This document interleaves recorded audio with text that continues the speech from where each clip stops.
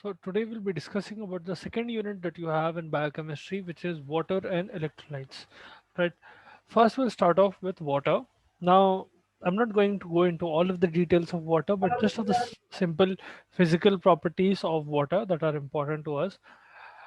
Now, water is considered very, very important, and it is actually very important for various reasons inside your body. Now, if we talk about the physical properties of water, there are four main important physical properties of water that you need to keep in mind. Okay. First of all, its expansion.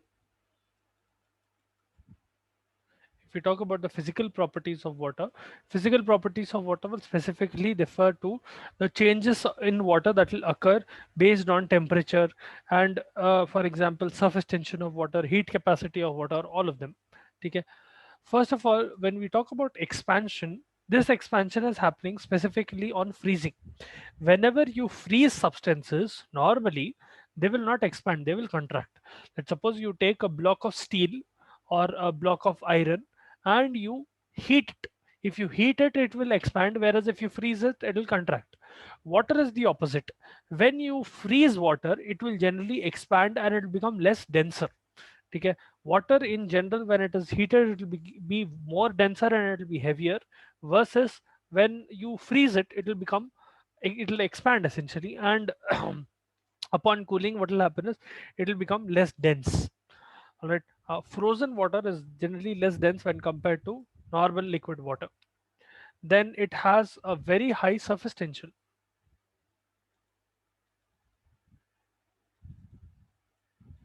So surface tension essentially, यहाँ पर क्या होता, if you see the surface of water, let us suppose you have a pot. ठीक है. Record చేసి And పెడతా please be careful of attendance your పడుతుందట microphones. నేను class apply Please be careful of your microphones. Right. Let's suppose you take a pot, and inside that pot you add a little bit of water. Okay. Imagine you are adding water like this. Okay. Now, on the surface of water, you will be able to feel a little bit of tension. If you very gently try to tap the surface of water instead of actually putting your hand inside water, imagine you're trying to tap the surface of water. You're just slightly touching the surface of water. You'll be able to feel a certain amount of pressure that is coming from the surface of the water. It'll almost be like water, the surface of water is like a stretched membrane. Okay. It'll almost feel like it is a membrane. That property or that phenomenon of water is called surface tension. Water has a very high surface tension when compared to other liquids. Okay. And this is one of the reasons why, capillary activity or capillary, in narrow capillary tubes, you'll be able to see very high pressure being exerted by water. Okay, that is why it will not stay inside narrow capillary tubes. If you try to put water inside narrow capillary tubes, it will not be able to stay in there. Either that capillary will break or that water will simply flow out. Okay. Then it has a very high heat capacity.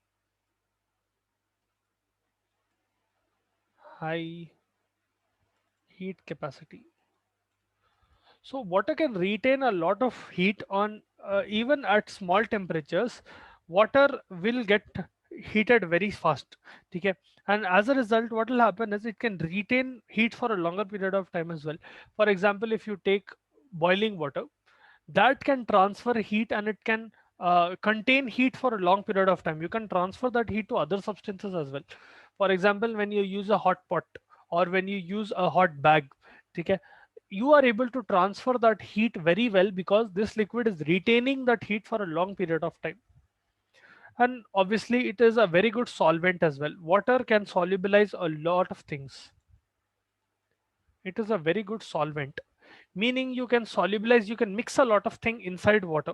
Okay. The molecules of water are such that you can solubilize or you can mix several different types of chemicals inside water, and water be able to accommodate all of those chemicals.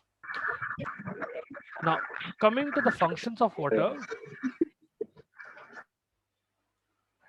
right, coming to the functions of water, Obviously, water plays a very important role in each and every organism for several biochemical functions. For all the metabolic functions that occur in your body, for example, glycolysis hai, ya cellular respiration hai, or whatever, there are several physiological reactions that severely rely on metabolic reactions and physical reactions inside your body that are relying on water. Along with that, it acts as a method of transport. One of the major sources of transport in your body is blood. You already know this. Each and every human has about 4 to 5 liters of blood in their body. One of the major components of blood is water. Plasma essentially is mainly made up of water. Without water, several components, several hormones, several nutrients will not be able to pass, from one part of your body to another, and they will not be able to, essentially they will not be able to get transported. Okay, if you are eating something, let us suppose you have lunch, the nutrients that you eat, the food that you eat, which is getting converted into nutrients and it is getting converted into carbohydrates, fats and lipids, those nutrients are broken down and they are transported to different cells of your body with the help of blood, and that heavily relies on water. Without water, those nutrients will never be transported. Other than that, water plays a very important role in regulating your body temperature.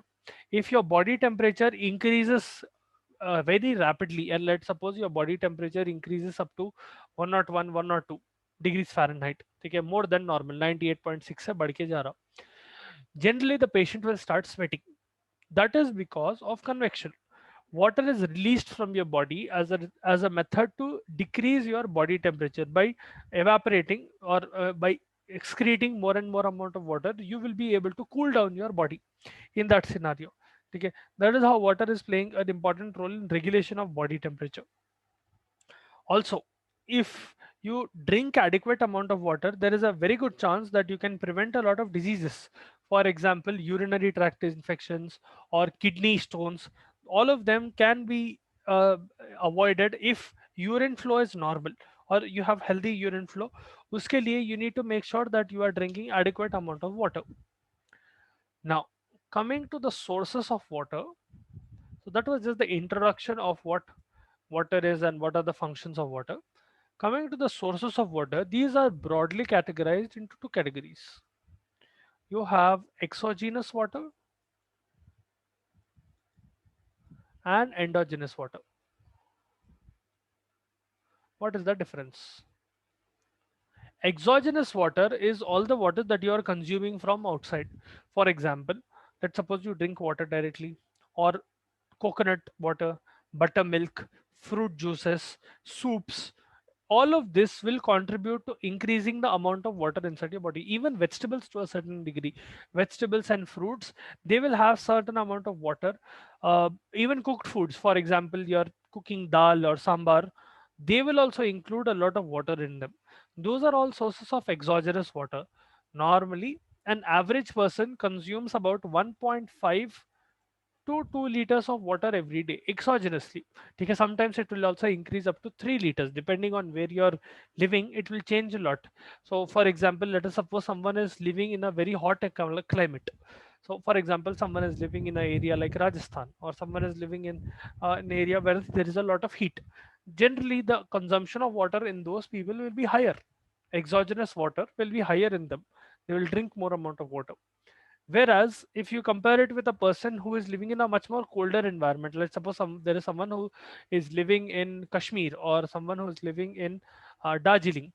वैसे environment में generally their amount of water consumption, or the consumption of water, will be slightly lower. ठीक है, and that is fine. Depending on the consumption rate and depending on the requirement, you will consume adequate amount of water. But in general, 1.5 to 3 liters is the normal amount of water that you will be consuming for healthy functioning of your body. Then there is endogenous water.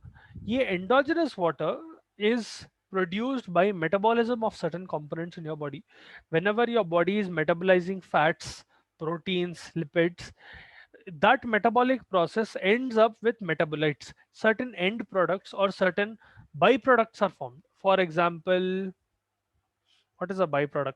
Let us suppose we look at the example of a carpenter. Okay, if you see a carpenter, they will generally cut a lot of wood. Let's suppose the carpenter is trying to make a table, okay, out of wood. Let us suppose they bring a big log of wood, a big log tree or something, and they try to make a table out of that wood. Now you will generally see that they will use an axe, they will use several different instruments, and one of the byproducts that you end up with is husk, wood husk that you get, जो खिल्ली बोलते हैं या जो wood का end product रहता, that is the metabolite in a sense. ठीक है, that is the end product that you get in the process of making that table or making that chair. The same way, your body is processing several nutrients. It is able to break down several lipids, several carbohydrates, several proteins. And when it is processing those proteins, when it is breaking down those molecules, those nutrient molecules, certain byproducts are formed. One such important byproduct which is formed is water. That will contribute to endogenous water. Okay? Endogenous water will generally amount to about 300 ml per day, meaning every day, after several metabolic processes, after several biochemical reactions that occur inside your body, 300 ml of water is generated in your body. Okay? Now, normally your body is maintaining water balance by making sure that whatever you are taking in, let's suppose you consume 1.5 to 3 liters of water in a day and your body is producing 300 ml of water in a day, that is equivalently being distributed and it is being excreted out as well. Now, the ways through which your body excretes water out is obviously, one is your urine, then a little amount of water is excreted in feces, little amount of water is being excreted in sweat, and a little amount of water is also, very minute amount of water is also excreted in your breath. Okay, generally if you look at your breath is moist. Okay, for a normal healthy person, for their breathing to be normal, their breath will be slightly moist. That is because water is present in your breath, and that amounts to a little bit of a little bit of water that is being excreted out of your body. If your breath is completely dry, it will become very difficult for your respiratory system to work. Okay. Now, if we specifically talk, did you understand till here what is water, what are the physical properties of water, and what are the sources of water? If you have doubts, please feel free to stop me and ask.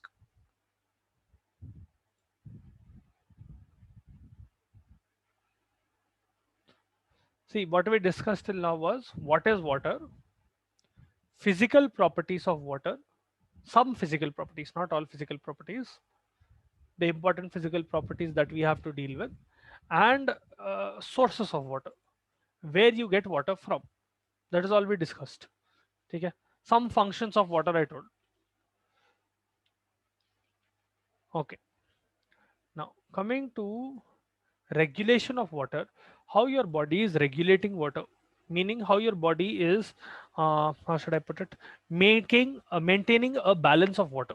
Regulation of water and electrolyte balance. We'll look at water balance first. So we tell that there is a certain amount of water present in your body, right? Let us suppose if we take a normal, roughly around 70 to 80 kg man, उनके अंदर almost 70% of their body weight will be made up of water. Meaning, if I take a 70 kg man, generally I will see that in their body about 42 liters of water will be present. Meaning 42 kgs of their body weight is made up of water. I'll repeat that point once again. If I take an average person, let us suppose I take a 70 kg man, in that person's body, almost 70% of that person's body weight comes from water. Okay? Meaning in a 70 kg man, the total amount of water present in their body will be close to 42 liters. That 42 liters is divided in different compartments. The biggest compartment it will be divided in is ICF, intracellular fluid. Intracellular fluid is the fluid that is present inside your cell. Okay, इसको intracellular fluid भी बोलते हैं. Intracellular fluid. Intracellular fluid is the fluid that is present inside your cell, essentially a cytosol.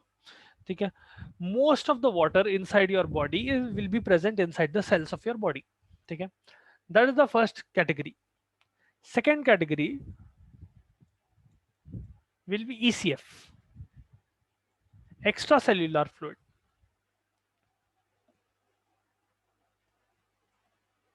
Now, as the name suggests, extracellular fluid का मतलब ये है, this fluid is present outside your cell. Hence the name extracellular. Okay, so the water present in your body is first categorized into two main categories. First is an intracellular fluid which is present inside your cells.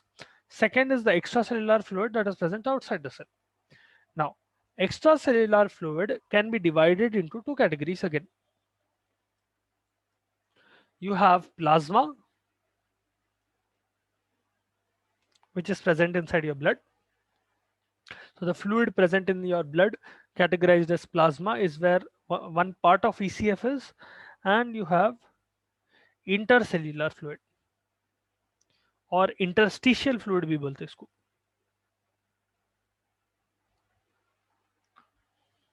One second. Right. So what is the difference between them? Now think of it this way. Let us suppose this is a tissue. Okay, imagine this is a tissue which has a lot of cells inside it. Okay, cardiac tissue ले लो, whatever tissue you want to imagine this is a tissue, and nearby there is a blood vessel. ठीक है. Now intercellular fluid will be the fluid which is present in between the cells. So if you look closely inside the tissue, let's suppose I zoom in on this, what I will be able to see is that there are two cells that are present very close to each other like this, but they are not attached to each other. They are not connected to each other. There is a small space present in between them, and in that space you will see some fluid being present. ठीक है, यहाँ पर थोड़ा fluid रहता, that fluid is interstitial fluid or intercellular fluid. ठीक है, this is also out of the cell, hence it is called extracellular fluid, but this is present in between the cells, hence it is called interstitial fluid or it is called intercellular fluid. ठीक है, the fluid that is present inside the cell, inside here, that will be ICF, intracellular fluid, and the fluid that is present in your blood, that is a part of your blood, will be your plasma, that is the other part of ECF. So if you look at it on a broader sense, water in your body is divided into ICF, which is intracellular fluid, I'll just write it as intra, present inside your cell, and extracellular fluid. Extracellular fluid is further divided into plasma and interstitial fluid or intercellular fluid. ये intercellular है, okay? Please don't get confused between ICF and this. Did you understand this? How water is being distributed in your body?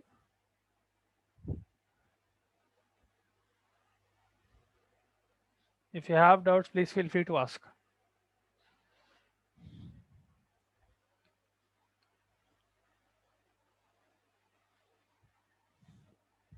क्या वो कुछ भी समझ में नहीं आ रहा क्या?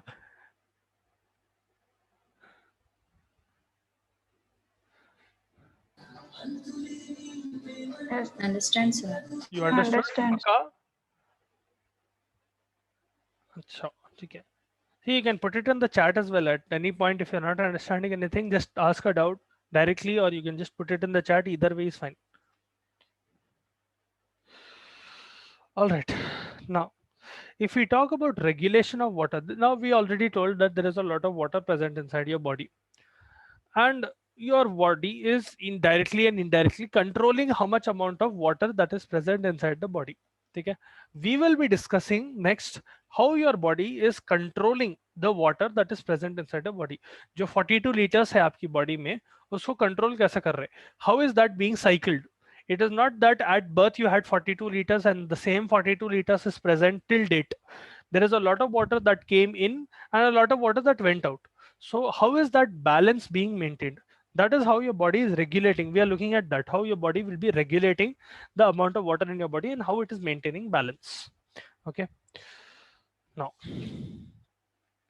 let us suppose there is water loss. We'll start with that.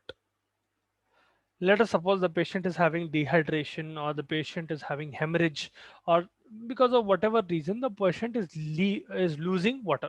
Diarrhea hua, the patient is what is, let's suppose they are sweating excessively. Whatever the reason be, the patient is having water loss. Because of water loss, what will happen is, acha, think of it this way. Let us suppose in your blood, acha, how much amount of blood does a normal person have? How many liters of blood does a normal person have?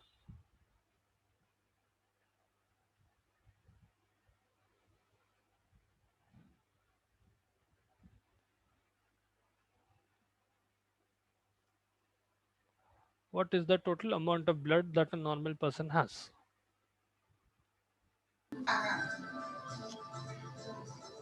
13 to 16. The question is, what is the normal amount of blood or volume of blood that a normal person has? How many liters? 5 to 6 liters. 5 to 6 liters, sir. Hmm. वही 30 to 60 बोला तो मैं परेशान हो गया, कौन से इंसान की बात कर रहे 5 to 6 हैं? liters. 5 to 6 liters. Okay, let us suppose 5 liters है. Okay, example. Let us suppose a person has 5 liters of blood. Now, in this blood, there are various components. Some of the components of your blood will include RBCs, WBC, platelets. You will have different proteins present in your blood, so on and so forth. Okay, albumin, globulin, etc., etc. क्या क्या की रहते.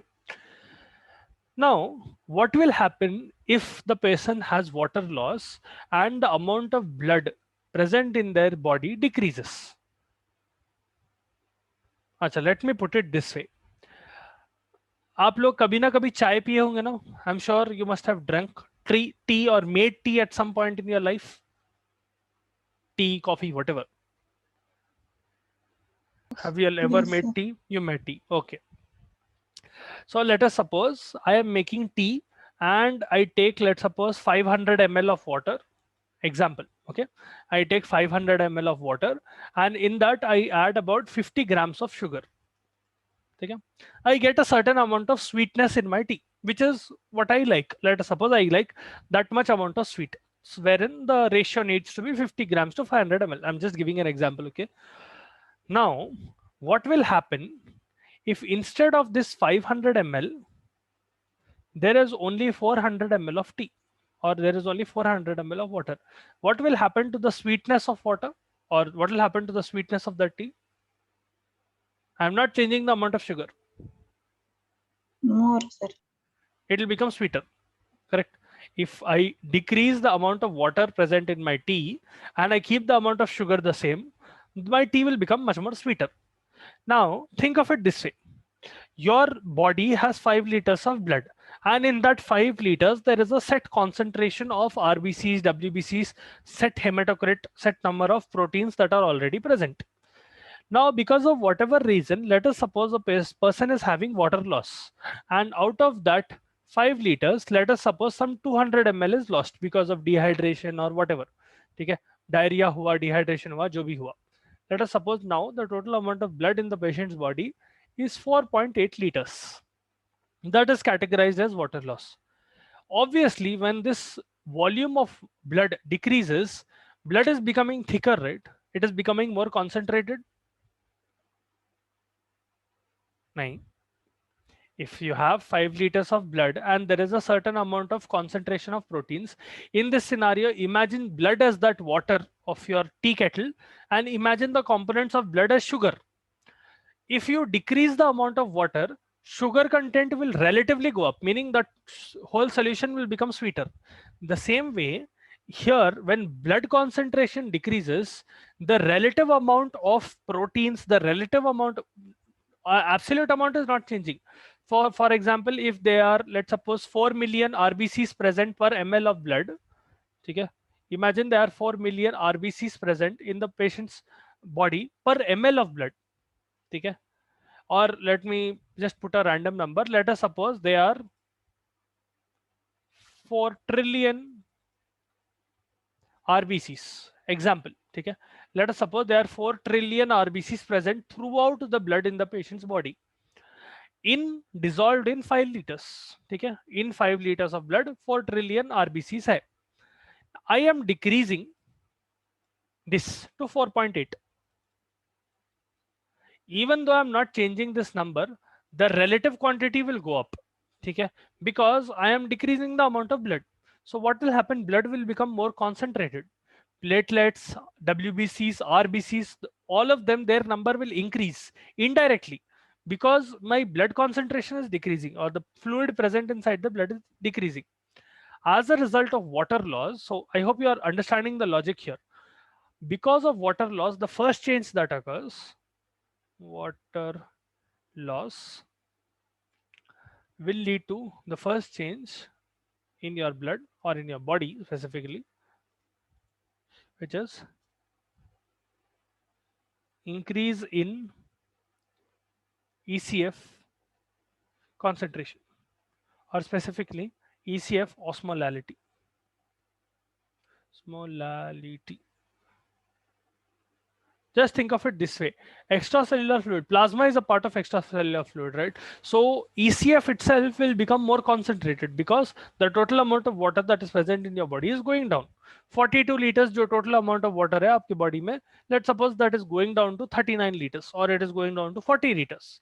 42 रहना normally, 42 से 40 हो जा रहा. So everything else will become concentrated. As a result, three mechanisms will be triggered. Three different mechanisms are triggered as a result. First of all, vasopressin,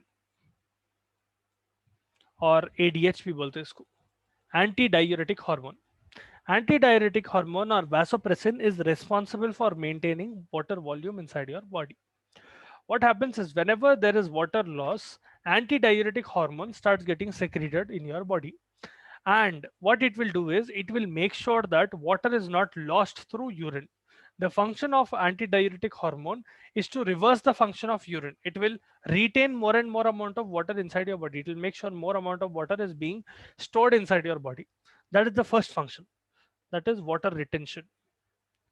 Water retention. Okay. Then second mechanism, thirst. Your hypothalamus gets stimulated, and as hypothalamus gets stimulated, because water volume is decreasing, it will cause a stimulus to your hypothalamus. As a result, thirst will be triggered. You'll start becoming thirsty, and as a result you'll start drinking more water, meaning water intake. Okay. Finally, if the water loss is very significant, what will happen is redistribution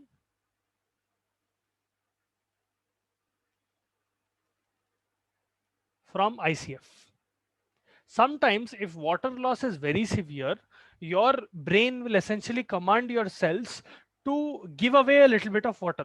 So the water that is present inside your cells will start exuding out. It will come out of the cell and it will join ECF. It will come into ECF, it will come into blood. Because of all of this, what will happen? The total amount of water present in your body, which was decreased, will come back to normal. Hence, ECF concentration is restored. 1 second. Is restored. Okay. So once again, I'll go through the mechanisms. Whenever there is water loss because of whatever reason, whether it be hemorrhage, diarrhea, or vomiting, etc., etc., because of whatever reason you are losing water in your body, the ECF concentration in your body, the extracellular concentration, will become higher. Okay, because water is being lost, ECF concentration increases. Relative amounts of proteins and everything, every component will increase. As a result, three mechanisms are triggered. First mechanism is the stimulus of antidiuretic hormone, also called vasopressin. Vasopressin का काम ये है, it will make sure that water is being retained in your body. So normally water will be lost through your body in the form of urine, right? Whenever antidiuretic hormone is present, the amount of urine that is being excreted out of a person's body will decrease. Water will be retained inside. Second mechanism, thirst. People will start drinking more amount of water because Whenever ECF concentration changes, hypothalamus will get triggered, and when hypothalamus is getting stimulated, it will cause thirst. As a result, you will start drinking more water. Third and final mechanism, when water loss is very significant, the cells that are present inside your body, they will start losing water and they will send water into the ECF. So intracellular fluid will start entering into ICF and redistribution of fluid occurs. Because of all of these mechanisms, the concentration of ECF is restored back to normal. And that is how your body is dealing with water loss. Did you understand this mechanism?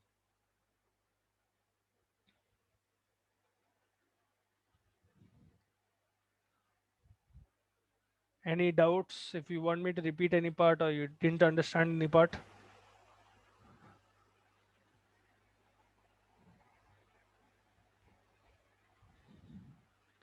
अच्छा, एक काम करो, we'll stop the class here. Open your textbook